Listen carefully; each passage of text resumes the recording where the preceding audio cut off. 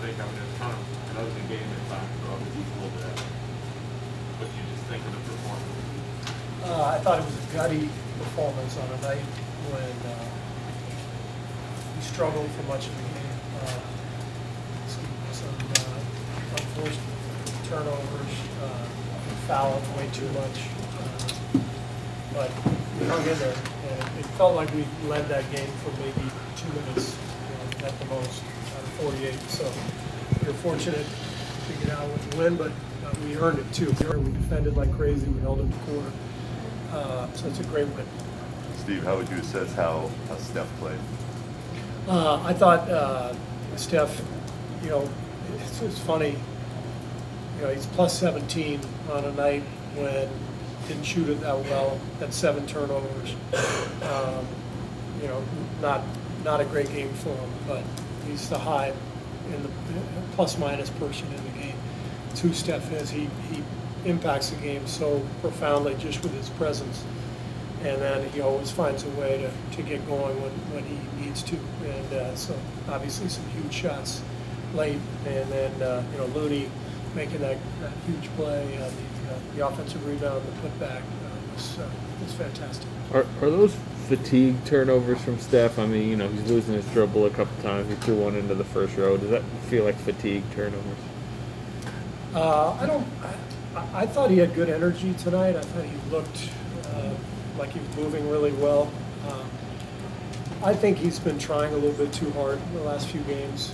Just trying to make threes and get to this record. It'll be a relief for him, I think, and for our team when he does break it.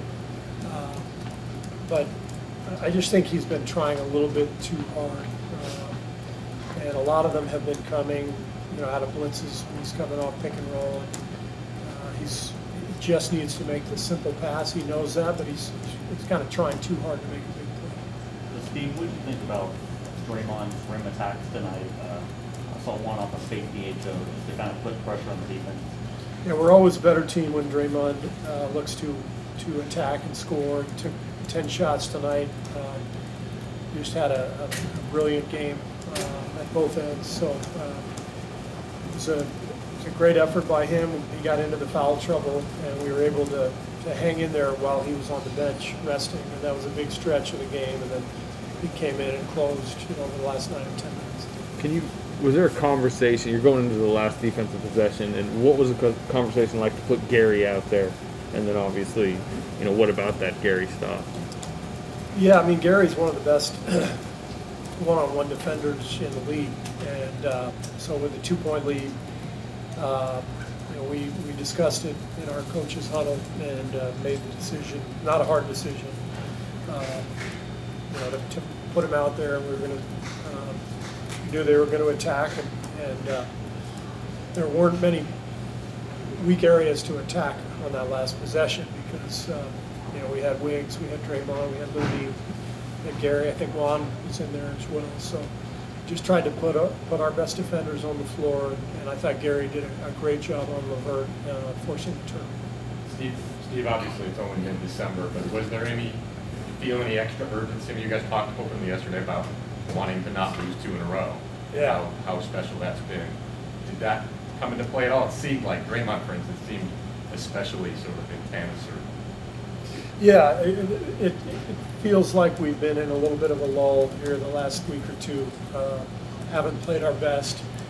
You want to avoid going into a skid as best you can, and the way to do that is not to lose 2 in a row. You lose 2 and it can easily become 3. You got a game tomorrow night, late arrival in New York, all that stuff. So this is what you have to do when you're maybe struggling a little bit. We're not on our game, so coming out with the win was really a big game for us and a way to hopefully get ourselves going again. What were some of those challenges offensively tonight? I thought we didn't move the ball in the first half, especially. I thought too much pick and roll, too much isolation, people trying to attack on their own. We're a ball movement team. We have to make simple passes and let the next guy make the play. I thought we got back to that in the second half.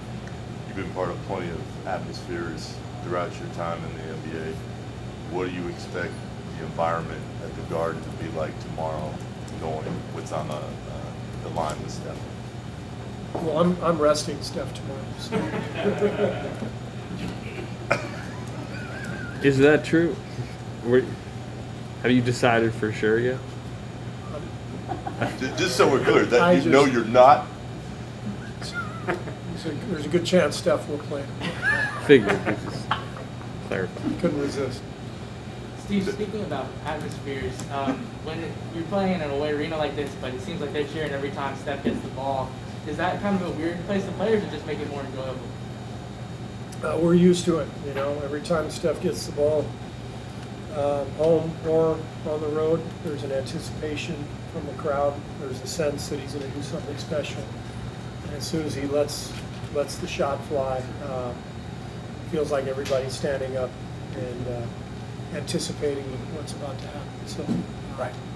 it's, we're lucky to be part of this and to observe it every night because he puts on an amazing show. You Gotta get thanks. quickly. Never mind. I just you put Kuminga in the first half. He gave you some life. What did you think of what he gave you, and did you think about maybe going back to him in the second? We needed the energy. We needed his strength and defense and speed. And he came in and changed the game for us. I thought he was fantastic.